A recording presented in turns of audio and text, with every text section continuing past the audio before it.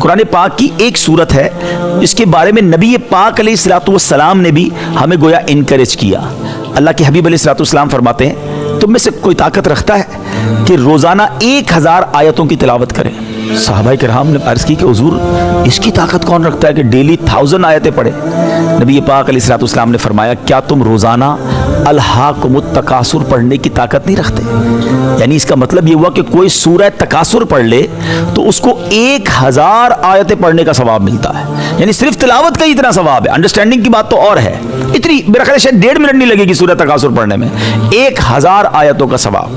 پیارے آقا علیہ الصلوۃ والسلام ایک اور جگہ فرماتے ہیں میں تمہارے سامنے الہاکم التکاثر پڑھنے لگا ہوں تو اسے سن کر جو رو پڑا اس کے لیے جنت ہے. صحابہ کے سامنے نبی پاک نے لسننگ کے بارے میں بھی تربیت فرمائی اور قرآن کو سننا کیسے ہے, قرآن کو سن کے کیفیت کیا ہونی چاہیے, آقا یہ بھی تربیت فرما رہے. فرماتے جو رو پڑا اس کے لیے جنت ہے. پیارے آقا نے ان کے سامنے سورہ تکاثر پڑھی.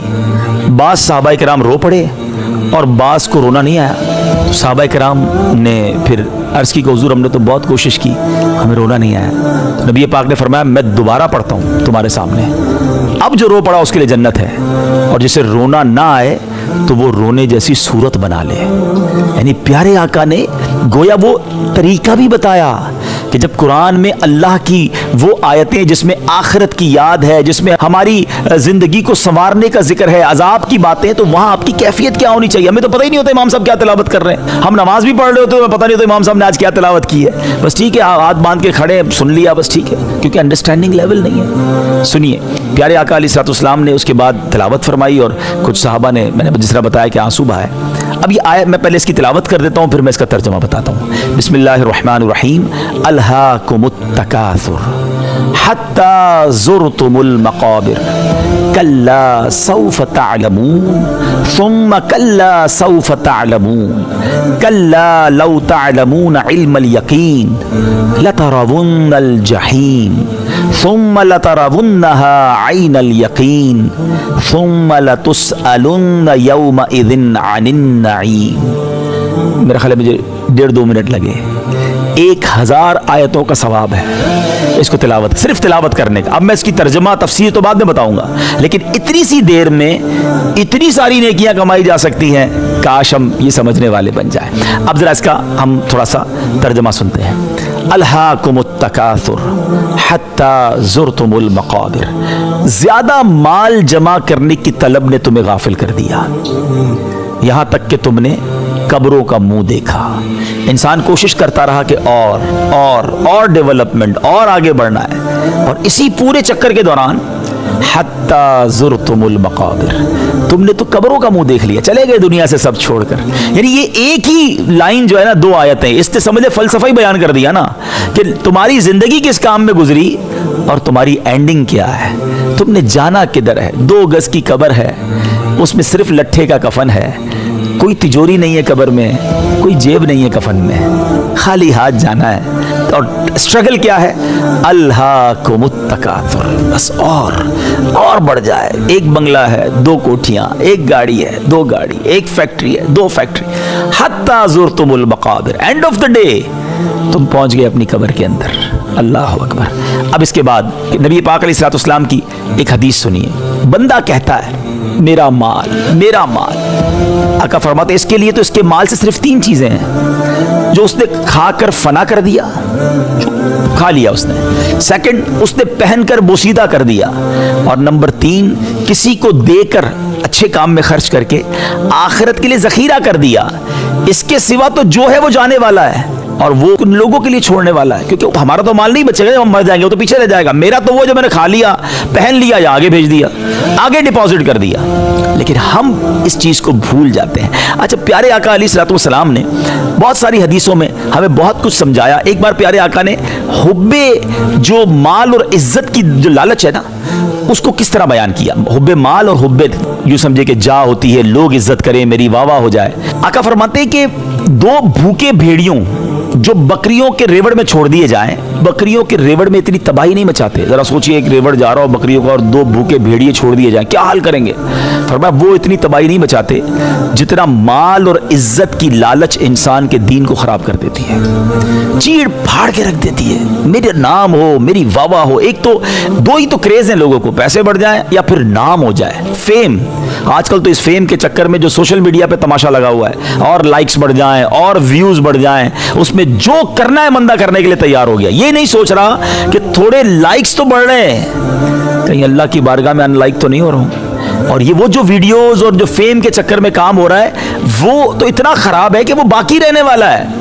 हम दुनिया से चले जाएंगे, वो वीडियोस, वो तमाम चीजें बाकी रहेंगी अगर गलत चीजें छोड़ के चला गया तो। जब तक वो देखी जाती रहेंगी, कब्र में मार पड़ेगी। अल्लाह करे हमारे नौजवानों को अकल आए कि ये चंद व्यूज और चंद लाइक के लिए जो तमाशा लगाया हुआ है, ये मारे जाएंगे। ये कैसे अल्लाह की बारगाह में जवाब देंगे? अगर करना ही है सोशल मीडिया पर या वीडियोस के जरिए, तो कोई ऐसी नेकी छोड़ के जाए ना, कोई ऐसा पैगाम दे के जाए जो लोगों के लिए हमारे मरने के बाद भी फायदा दे और हमें उसका सवाब मिले, ना कि गुनाह जारिया।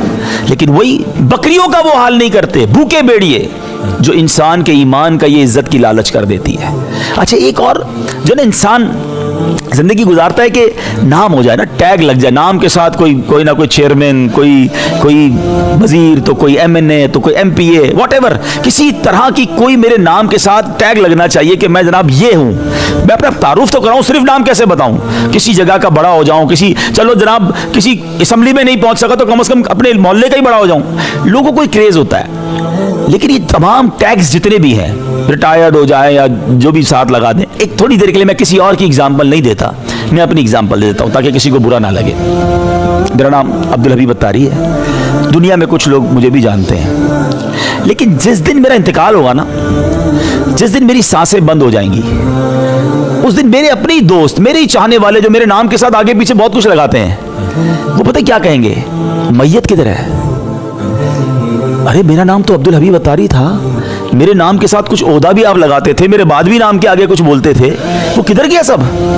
आप तो कह रहे हैं मैयत किधर है? जनाजा कितने बजे है? मैयत को गुस्ल कब दिया जाएगा? खत्म। इधर मेरी सांसें बंद, उधर मेरा नाम ही चला गया। जिस नाम को बनाने के लिए कार्ड में छपवाता था, टैक्स लगवाता था, तख्तियां लगाता था, टेबल पे रखता था, तस्वीरें लगाता था, इधर मेरी सांसें बंद हुई। कोई तो बताओ कि मैं कौन था, मेरा ओहदा क्या था? मैयत कब आएगी है? जनाजा कब होगा? अल्लाह अकबर। सोचो, जिस नाम के चक्कर में सारी जिंदगी गुजारी, सांस बंद होती ही वो नाम खत्म हो जाएगा। और यही मेरे आका फरमा रहे हैं, इज्जत की जो लालच है वो बर्बाद कर देती है दीन को। हम भूल बैठे हैं कि हम सबने मरना है। और बिल्कुल इसी तरह माल की लालच कुरान झंझोड़ रहा है। और प्यारे आका अलैहिस्सलाम की जो एग्जाम्पल्स होती है ना, मैं आपको एक और, सुभान अल्लाह, नबी पाक अलैहिस्सलाम ने बहुत खूबसूरत वाकया बयान करके अपने सहाबा को समझाया। माल, औलाद और आमाल, 3 चीजें ही तो है ना हमारी जिंदगी में, या तो हमारे काम है, या हमारी औलाद है, या हमारा माल है। इंसान इन 3 चीजों की गिर्द ही घूम रहा होता है। नबी पाक ने इन तीनों चीजों को कितना खूबसूरत एक्सप्लेन किया। प्यारे आका अलैहिस्सलाम फरमाते हैं कि तुम जानते हो कि तुम्हारे अहलो इयाल और तुम्हारे माल और आमाल की मिसाल कैसी है? सहाबा किराम ने अर्ज की कि अल्लाह और उसका रसूल बेहतर जानते हैं। हदीस पाक का खुलासा है। तो इरशाद फरमाया, तुम्हारे अहलो इयाल, माल और आमाल की मिसाल उस शख्स की तरह है कि जिसके 3 भाई हों। अब जरा थोड़ा सा अंडरस्टैंड कीजिएगा, एक बंदे का इंतकाल होने वाला है और उसके 3 भाई हैं। उसने एक भाई को बुलाया और कहा कि मेरा आखिरी वक्त है, अब बताओ तुम मेरे लिए क्या कर सकते हो? तो एक भाई कहता है कि मैं तो फिलहाल तुम्हारी तीमारदारी करूंगा, तुम्हारी इलाज मालजे में तुम्हारी हाजतें पूरी करूंगा, और जब तुम्हारा इंतकाल हो जाएगा तो गुस्ल कफन देकर तुम्हें कफन पहनाऊंगा और साथ जाकर तुम्हारा जनाजा उठाऊंगा, कभी कंधा दूंगा, कभी और शख्स कंधा देंगे, तो उसके बाद मैं कब्र में छोड़ के आ जाऊंगा। तो नबी पाक ने फरमाया, बताओ ये भाई कैसा है? तो प्यारे आका अलैहिस्सलाम ने, उन्होंने कहा कि हुजूर इसमें तो कोई भलाई नहीं है, कब्र में छोड़ के आ जाएगा। फरमाया, ये तुम्हारे अहलो याल हैं, कुछ ख्याल रखेंगे, जनाजा पढ़ेंगे, कांधा देंगे, कब्र में छोड़ के आ जाएंगे। फिर नबी पाक अलैहिस्सलाम ने फरमाया कि दूसरा भाई, उससे वो पूछेगा तुम मेरे लिए क्या करोगे? तो कहेगा आप जब तक जिंदा है मैं आपके साथ हूँ, मरने के बाद मैं रुखसत हो जाऊंगा। आका फरमाते बताओ भैया भाई कैसा है? कहा हुजूर ये तो किसी भी काम का नहीं। कहा तो ये तुम्हारा माल है, जैसे ही तुम मरोगे तुमसे जुदा हो जाएगा। तीसरे भाई को बंदा बुलाता, तुम मेरे लिए क्या करोगे? وہ کہتا ہے کہ میں تمہارے ساتھ جو ہے گھبرانا نہیں، تمہارے ساتھ قبر میں بھی آؤں گا، تمہیں وحشت سے بھی بچاؤں گا، تو جب حساب کتاب کا دن آئے گا تو میں تمہارے میزان میں جا کر بیٹھ جاؤں گا، تمہارے وزن کا جو نیکیوں کا پلڑا ہوگا نا بھاری کر دوں گا۔ تو آقا فرماتے بتاؤ یہ بھائی کیسا ہے؟ کہا صاحب حضور یہ تو کمال کا بھائی ہے کہ قبر میں بھی ساتھ آئے گا، قبر کی وحشت بھی دور کرے گا، میزان عمل پر بھی کام آئے گا۔ نبی پاک نے فرمایا یہ تمہارے اعمال ہیں۔ کتنی خوبصورت ایگزامپل کے ساتھ نبی پاک نے ایک پورا سینیریو بنا کے سمجھایا نا کہ مرتے وقت 3 بھائی تھے، تینوں سے پوچھا بتاؤ کون کب تک ساتھ دے گا؟ ایک بھائی کہتا ہے قبر میں بھی آؤں گا، قیامت والے دن بھی آؤں گا، ادھر بھی بچاؤں گا تمہیں۔ آقا نے فرمایا یہ تمہارے اعمال ہیں۔ اب سوچ لو کہ اعمال کی ویلیو کیا ہے اور اب اعمال کو کتنا بہتر کرنے کی ضرورت ہے، اور یہی تو قرآن کہہ رہا ہے الہاکم التکاثر حتی زرتم المقابر۔ اب اگلی آیتیں سنیے، اللہ فرماتا ہے کلا سوف تعلمون ثم کلا سوف تعلمون کلا لو تعلمون علم الیقین لترون الجحیم۔ قرآن کہتا ہے ہاں آپ جلد جان جاؤ گے، کیونکہ قبر میں پہنچ گئے نا، جلد جان جاؤ گے۔ پھر یقیناً انفسائز، اچھا قرآن کا ایک بڑا خوبصورت اسلوب سمجھیے گا۔ قرآن کو جب کسی چیز کو انفسائز کرنا ہوتا ہے نا، سمجھانا ہوتا ہے، اٹریکٹ کرنا ہوتا ہے، بات کو ذہنوں میں بٹھانا ہوتا ہے، ریپیٹ کیا جاتا ہے۔